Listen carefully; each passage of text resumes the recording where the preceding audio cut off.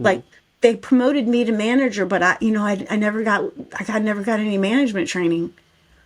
Part of my job is to sit down and do employee performance reviews. I've never done this before in my life, and I've never been through a employee performance management program.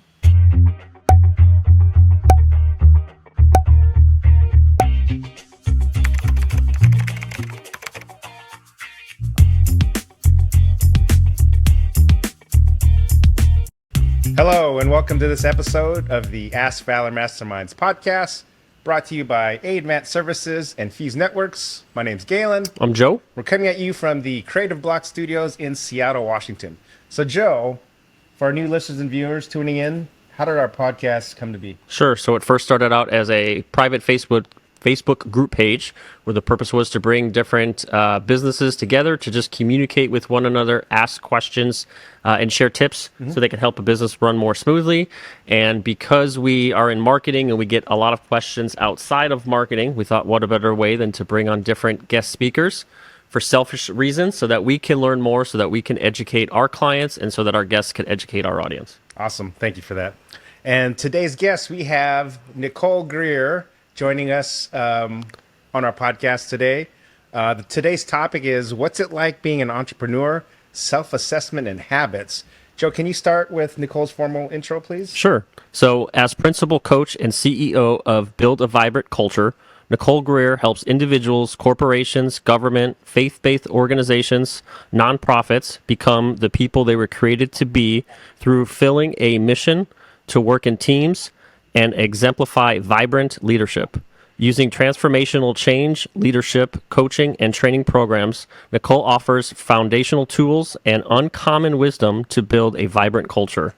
Nicole is a serious entrepreneur with experience in coaching, marketing, mastering first impressions, learning and development, and sales. Nicole is a speaker, trainer, facilitator, executive, and business coach. Wow. Everyone, welcome Nicole. Hey, how are y'all doing? Greetings from Charlotte, North Carolina. We are doing well out of Seattle, Washington. So, as you do with all our guests, we ask a couple questions just to get them to know them a little more. So I'll ask the first questions. So Nicole, what are some early lessons learned as an entrepreneur?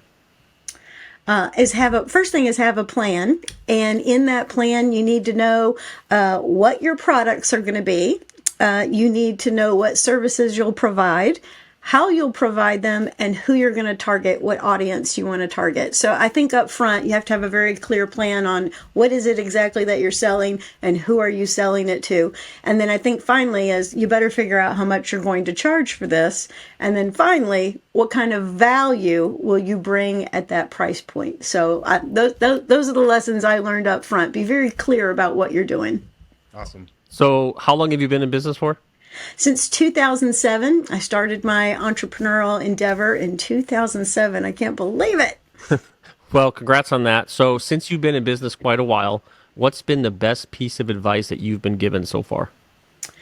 Well, I think the best piece of advice I've ever been given is to have what I would call an in day. So out of my 5-day work week, I need to have a day where I don't have anything on my calendar except time with me. And what I do on that day is I do project work.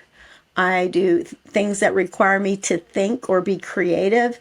And also, usually at the end of the day is a day to clean up what I call the piles and the files. So, just kind of a day to pull back and just have a big fat appointment with myself. Because once you get centered and grounded in that day, you do a much better job of the days you're with your clients and customers, the days you're with your team. Is that a day? What day of the week is that usually for you? Is it a certain day or do you change it up every week? It depends. Yeah, I would say I change it up. It depends on the demands I'm getting from my clients, but usually I try to do Friday. And the reason I try to have that in day on a Friday is because then I can go into Saturday and Sunday and I can have what I call a day off, an off day. And so on Saturday and Sunday, I can actually be like, okay, so I got that done. I got my email, where I need it to be. And I know what I'm going to do first thing Monday morning as well. So it's either I'm working with a client first thing Monday morning and that's prepped and ready to go, or I know that I'm working on this project, or I've got to make these phone calls or do whatever. But knowing that you've planned ahead for the week ahead is really, really valuable. I bet you two have heard of this guy named Jim Rohn. He's popped off the planet now. But everybody who's listening, if you've never heard of Jim Rohn, go to the YouTube and just watch anything that pops up that has this man on it, and it will change your life. But he said, finish your week before it begins. And I take that very seriously. I think that could help a lot of businesses, including myself, to where you clean up. You're basically cleaning up all the week and giving yourself a fresh start for the week to come. That's right. And so if I could, the third type of day you have in day. You're in your office with your head down, getting your act together, as my daddy would say. You have an off day where you get to relax and not work on the business. And then you have what I call an on day, and that's when you're on stage. And you are, like today, I'm having an on day. This is my 4th appointment so far today. And I'm talking with you fine folks. And I'm going to stir the pot today by creating work for myself. And one of the delusional things that I think entrepreneurs do is like they'll go have a day and they'll meet with all these clients. And then they'll have another day and meet with all these clients and have another day and meet with all these clients. Well, you're going to have a day to deliver on the promises and the things you said you'd get done. And so you cannot do that without an in day. Awesome. All right. So since technically this is a marketing podcast, I want to ask an on question for us, and we're in the marketing space. Why is marketing so important? Because clients will not call you if they don't know you exist. And so you have to get the message out there, right? And I think too, we all know that there's this thing of building a brand. And so the brand that you put out there, it tells you how to show up for your work. It tells your employees how they need to show up for their work. And it gives you, kind of, how you go bowling and they put those rails up so your ball won't go in the gutter. Having the brand, having the marketing laid out, it keeps you kind of in your lane, and that way you don't swerve off. The thing about being an entrepreneur that is great is that we all have a little bit of like monkey mind, like, what we could do must come in our minds at least 4 times a day, right? We're entrepreneurs. But it's like, no, stick with the brand, stick with what you know, make sure you're staying in your lane. And so marketing helps you do that. And when people get a repeated, consistent message from you, it gets in their head, and then they know what you stand for, they know what you offer, and they can figure out the value of it. Oftentimes when I'm talking to marketing talking about marketing to people, I'll just open up and I'll say, name this object. It has 2 dark chocolate cookies with creamy white filling. What is it? And people go, Oreo, and so like, that's what you need, so if you need training consulting, and you need folks to come in and work with your people around coaching so you can build a vibrant culture, hopefully you think of Nicole Greer. She's the gal that'll help you get the job done. So we've got to just make sure our message is very clear. Otherwise, people don't know that they need us. And they don't know the why behind the need. You know what I mean? Yeah. So we've got to make that super clear for them. And in that case, we make it clear for ourselves. All right. So we come to our part of our podcast, our first sponsored segment, our AdMat Services Pump You Up Quote of the Day. So I asked all our guests to share a motivational quote. So I'll read this and then get some insight from Nicole. Let your light shine, spelled out SHINE. Why is that important for you? Okay. Well, first of all, the day you popped on the planet, you were like this little spark of life, or a little ball of sunshine that came into the world, right? And here's what I believe with all my heart is that everybody is on this planet for a reason. Everybody has a mission. And if you've never heard of that concept before, it's like having a purpose for your life, but I like to call it a mission. And so I believe that that's the goal of every human walking around. What are you doing here on planet Earth? What's your role? And so that little light that pops on needs to do 5 things, and it's SHINE. And the S is the first thing we do is we do self-assessment, and we turn the mirror inward, and we're like, what's your little personality about? What are your strengths? Let's do a strengths finder. Let's do a personality assessment. What's your interest? What are your interests? What are your gifts? What are your talents? And then once we figure those things out, those are huge clues to your mission and your purpose. Then we start putting habit work in place to bring those skills and talents into the world. Then we have to be a man or a woman of integrity. And so a man or a woman of integrity lives out their mission. They see that purpose, that calling, what we figured out in the S, as really something that's sacred, important, ordained. And then there's next right steps. So what's our strategic plan? How are we going to move this mission forward? What are we going to do? What are our goals? And then finally, everybody on the planet has energy, and we need to focus it in the right place. And actually, we talk about people having energy, but people have 6 different energies. And so they need to understand those 6 energies so they can work on them, because you can't get the mission done if you're not energized. A lot of people I meet, they're overwhelmed, tired, they're not sure they've got the energy. So we've got to work on our energy. So let your light shine is a huge concept, but really it's living out your mission and purpose, because the world's a hot mess and it needs everybody on task. All right. Awesome. So let's kind of get into that a little bit more. So our Did You Know segment is sponsored by Fuse Networks. Millions of cybercriminals are out there on a daily basis trying to steal your information. It's not a matter of if, it's when. Small businesses account for 58% of cyber attacks annually. So help your company fight cybercrime and mitigate risk by being proactive. Call Fuse Networks, your local Seattle IT experts at 206-701-6040 for a complimentary IT network and security assessment. So there's a couple myths that I have that I'll read, and then for you to debunk them or get your thoughts. So Okay. this first one, Joe, do you mind reading it? Yeah. Please? All you need to build a great culture is a compelling vision, core values, and a mission statement. What are your thoughts on that? Yeah. So here's the thing. There's probably, I don't know, if we went to the Amazon right now and we typed in, company vision, company mission, company core values, all that, there'd be a bazillion books that would come up and would be available. Right. And inside these books, there has been genius laid down by the author. I truly believe that.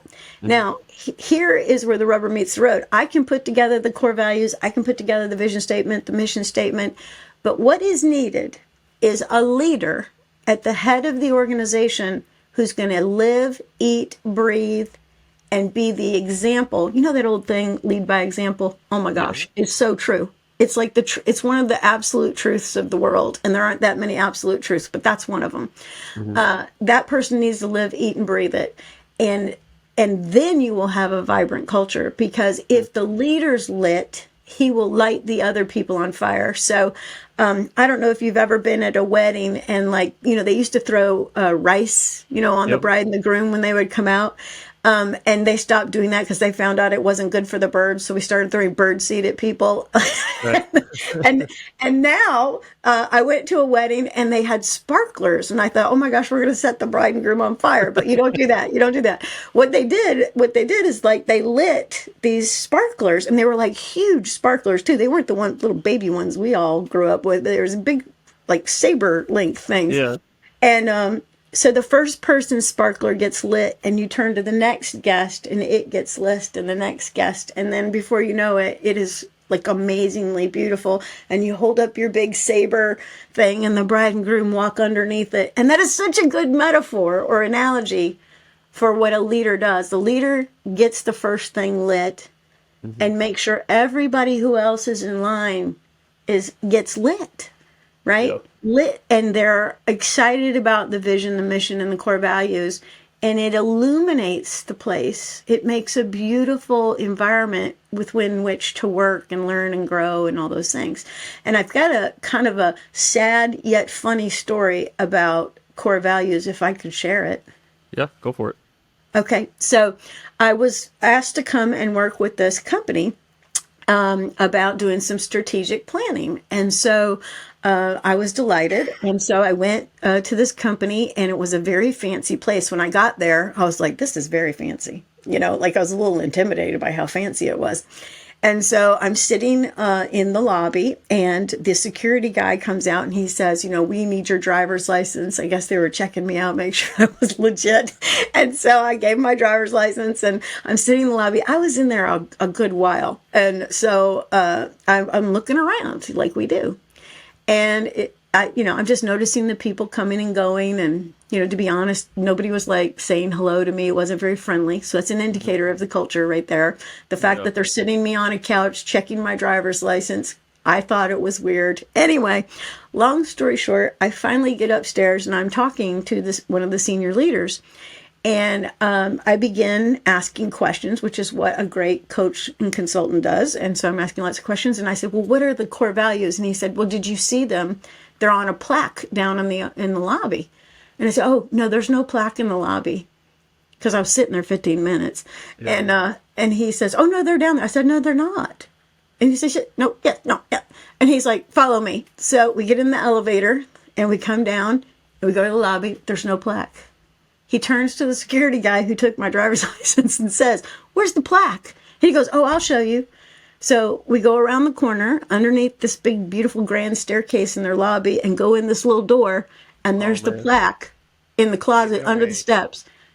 Totally way. And the senior leader looked at the security guy and said, what's it doing in there? And he said, oh, well, when we repainted 12 months ago, we took it down. Don't miss this. We didn't know if we were still doing that or not. Oh, wow. Isn't that hilarious? Yet the saddest thing you've ever heard at the same time. So, you can do a vision, mission, value statement. Wonderful. But somebody's got to promote it, talk about it, sell it, market it, and make sure that we're living it. It's an energy, not just a sign on the wall. Awesome. All right. So this next myth, people quit their jobs because of toxic culture. Talk to us about that. Yeah. So that's what it looks like. People say, oh, I hated working there. But they didn't hate the building. Even if it was an older building, was the most beautiful place, like this bougie place I was talking about a minute ago. They probably quit because they had a manager that was awful. Mm-hmm. That didn't lead by example. That wasn't, as I like to say, lit from within. And lit stands for somebody who leads with clarity, integrates integrity into everything they do, and then transforms what's ordinary into extraordinary. So managers, their whole job is to say, here's where we're going, here's what we're doing today, here's what we're doing for the next 5 minutes, 10 minutes, an hour. Mm-hmm. And it's clear. There's no guessing. And when people don't have to guess, they do better work. Yep. I'm not saying that you have to tell an employee every single little thing they need to do, but you do need to set expectations. So I'm going to give you another quote that people will probably love. And I was told this by Don Carroll, so I'm going to give credit to Don. But he told me one time, I was complaining about my employees. Can you imagine I would do such a thing? And so I was doing that, and he's my coach, he's one of my coaches, and he said, I'm going to stop you, Nicole. And I was like, oh, okay, go ahead. And so he says, it's clear to me that they're not the problem. You are the problem. People can't read your mind, Nicole. They don't have the same experiences and education as you do. So you have to give them clear expectations. And then he said, and here's the quote, uncommunicated expectations are a premeditated opportunity to be disappointed. And you are so disappointed, Nicole. But I think you need, again, to do the self-assessment, turn the mirror inward, the S in the SHINE coaching methodology. And I'm like, he's absolutely right. So managers need to set proper expectations. And then when people meet them, they need to celebrate. Mm-hmm. Catch people doing things right. All right. So this last myth, A great company culture includes lots of free food, pizza parties, games, foosball and ping pong, and company get-togethers after hours and on weekends. Nicole, please debunk this myth for us. Okay. Well, here's what I'll tell you is that people want fulfilling work. And it's very challenging to have unfulfilling work on this side of the scale and pizza on this side of the scale. It's never going to balance out. So it's really about balance. And people talk about work-life balance. But at work, there's a balance of things, So here's what I believe. I believe people would rather us take the money we're spending on pizza parties, foosball tables, or whatever, and invest it in the tools they need to get their work done. So, when I think about this, I think, give me some more tools, give me some more insight, give me some more training, give me some more education that will help me move myself forward. Like I want to get promoted. Yeah. And make more cash, Right. I don't want you to spend another $300 on a pizza party. So I got two things to say about this whole thing. One is about pizza, and then the other one's about resourcing people. So the thing about pizza is we feed people terrible food at work. And I know this because I travel everywhere and do training, and there's always lunch or breakfast or snacks. And I promise that this is the worst caloric intake food on the planet that is being served up to the people that work for you. And so I'll just give you an example. And this is a radical example, but it's absolutely true. So I went to go work with this financial institution, and they were going to have me do the training after lunch. They usually put me after lunch because of my energy. Like, she'll keep them awake is how they talk, which is so sad. But anyway, so I'm like, it all pays the same. Before lunch, after lunch, I'll come. So I went, but I always go early because I might get free lunch. I'm pretty smart. I'll go get free lunch, but I'll also meet everybody and like break bread, with people. And then when I get them in my classroom, then I'll already have some friends in the room. Right. So and this is what was on the buffet. And you can't make this stuff up. It was chicken in a gravy, creamy sauce. There was a baked potato bar where you could have bacon bits and cheese and sour cream and butter. There were white rolls with more butter, and then a cheesecake bar where you could put chocolate or strawberries or whatever on top of your cheesecake. And then they were going to give them to me for training. When So I you're went gonna carb load them and put them to sleep before you could light them up and be the spark to infuse energy. Right. And when I walked in the training room, there was bowls full of Doritos and Cheetos and little things of candy everywhere. And here's the thing, dare I say this, but Nicole Greer, if you saw a full-length picture of me, it's like she does not need a baked potato bar. She needs a grilled chicken salad. You know what I mean? We're all on the struggle bus with finding the healthy option. So we need to feed our people better. And that dovetails back into one of my 6 energies I was talking about. One of those energies is physical energy. To do work, you have to have good physical energy. So you got to feed your body right. The other thing that I would say about the parties and those kind of things and all this effort to kind of have this employee engagement, that's a big buzzword out there. Yep. It's giving people these perks. Well, when I talk to people about what are the tools you really need, they're missing education. Mm-hmm. They promoted me to manager, but I never got any management training. Part of my job is to sit down and do employee performance reviews. I've never done this before in my life, and I've never been through a employee performance management program. Yeah. So how could you do it if you've never received the training? Right. And so I would rather you send me to $300 worth of training. Yeah. Than have this pizza party. And the final thing I say is, where at the end, having these get-togethers before and after work, we throw these get-togethers, but then people want work-life balance. They don't want another obligation outside of work. So if you're going to throw a party, throw it at 2:00 in the afternoon on Friday. Yeah. and let everybody have a glass of wine and an appetizer and then go to soccer practice or wherever they need to be, Right. So or give them a gift certificate to go out to dinner on their own. Nice. All right, so let's get into it a little bit more. Today's topic: what's it like being an entrepreneur? Self-assessment and habits. Nicole shared a quote: "Let your light shine."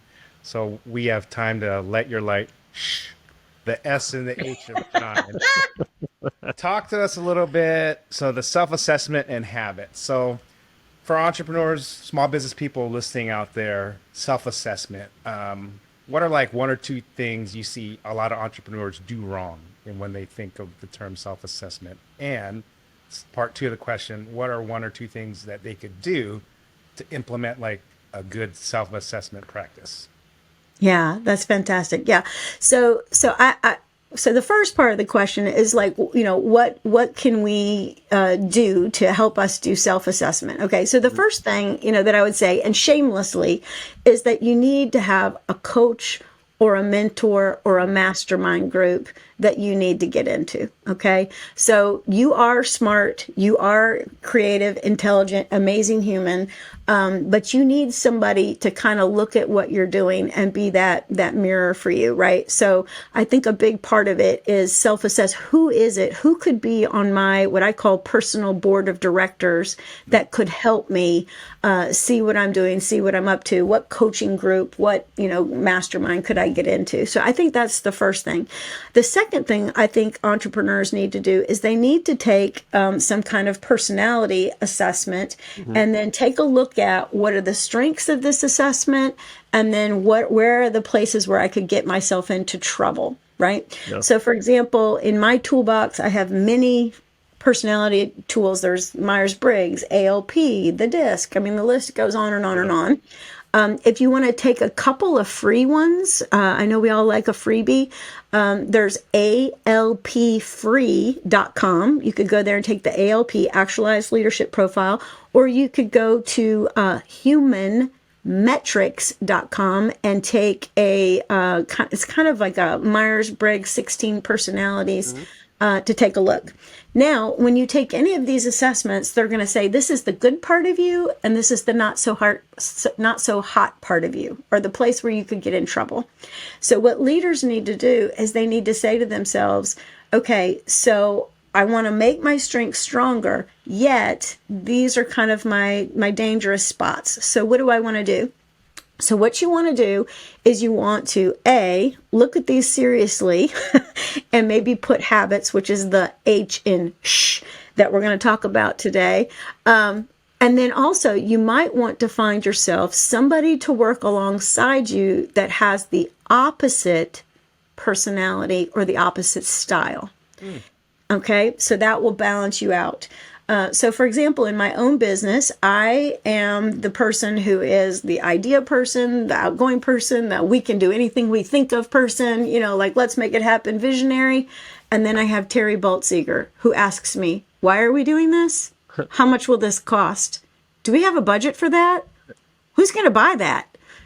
She's the one that pokes a hole in all my theories. And in the essence of doing that, all of my theories either get better or we throw the bad ideas out. Right. So you really need that balanced person in your life. So I would say figuring out how you're hardwired and then finding somebody to come alongside you who makes up for the places that you're not perfect and you are missing some skills or talents.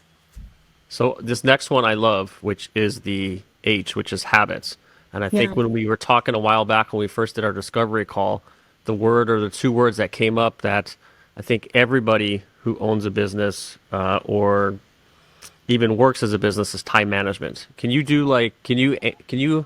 share a little bit about a couple things that everyone does wrong with time management and maybe a couple ways they can fix their time management? Yeah. So at the beginning of this, I talked about in, on, and off days and finish your week before it begins. So I'll just remind you of that. So I think that's number one, what people need to do. I think the second thing with regard to time management that we need to do is you need to be off of a paper calendar. And I know that almost sounds ridiculous, and you need to be digital. Okay. Now, there's still paper calendar people out there? Oh my gosh. Everywhere I go, everybody still got their little day timer from 1997.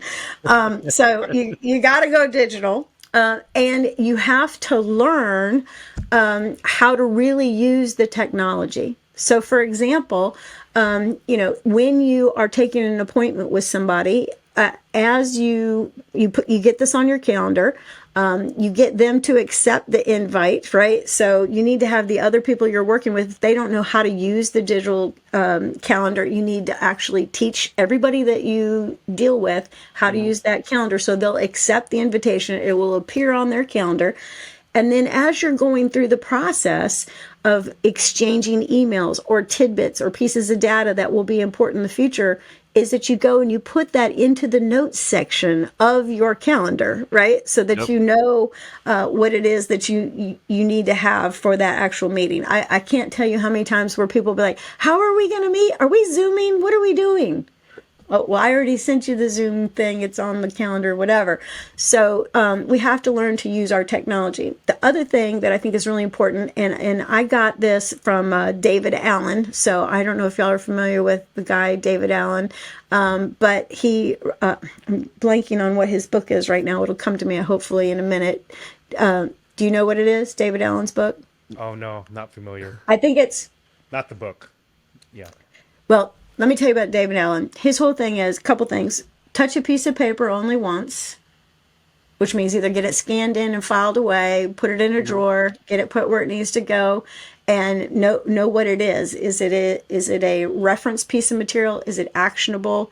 Or does it need to go in the trash can? So there's three things with a piece of paper. The second thing is get your email down to 0 at least once a week. Ooh. Okay. And the way you get your email down to 0 once a week is that you learn to use the file function that is in your Outlook or your Mac Mail or your Gmail or whatever it is that you're using. And you learn to file things away so that you can find where an email is and it's not just sitting there. So quick story about that. I was working with an executive and the thing is like he's unorganized. He's a genius. Like he knows what he's doing in terms of, finance or marketing, whatever. But he is unorganized and he's got to get organized. He's driving his team crazy.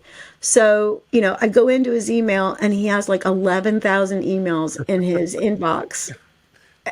And when he emails you back, he just emails you on the back end of whatever the last thing you sent him was. So when you get this email, it's this huge stream. The thread could be 500 the original email, and the topic is nowhere related to what you're emailing about, right? That's exactly right. And here's the thing. I mean, he's just not, and again, this all goes back to he was never taught, and he's my age. And so he's from the days of, we used to send a FedEx package on Friday with a typed up letter on the inside of it, and he got email one day and he started winging it. And he's got the set of habits, please don't miss that he developed on his own, but they're survival habits.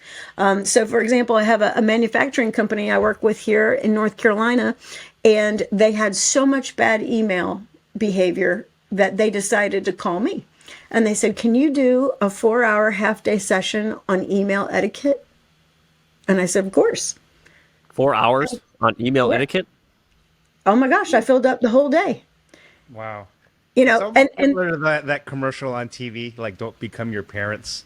That insurance commercial. Insurance commercial. Yeah. Oh yeah, don't you love that with the psychologist or whatever? Yeah. That have an email habits similar to that, and they'll think they're in the digital age. Like, I get email, but then you act this way, like email etiquette. Mm-hmm. So I guess that's a real thing. Right. Time management wise, could be a time suck. 11,000 emails could take you like a week to cipher through, right?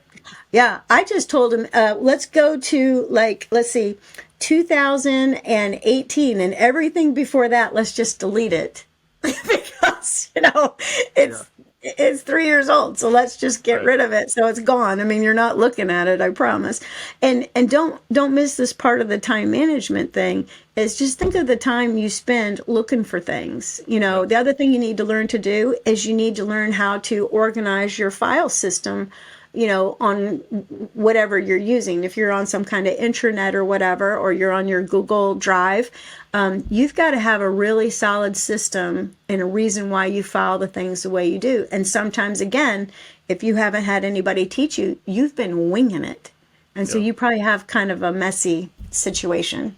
So Nicole, for our listeners and viewers that, had the aha moment about like email and everything and the other part of the acronym, the INE, what's the best way to contact you and reach you if they could use you? Yeah, if you would like to reach me, all you have to do is go to www.vibrantculture.com. Real simple. Awesome.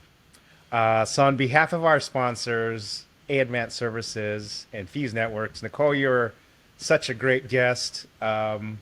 Maybe perhaps have you back to finish that, the other. I'd love that. But my name's Galen. I'm Joe. Coming at you virtually from the Creative Block Studios in Seattle, Washington. Thank you for watching and listening to this episode of the Ask Valor Masterminds podcast. Thanks, everyone. Thanks, Nicole. Thanks, Nicole. Thank you.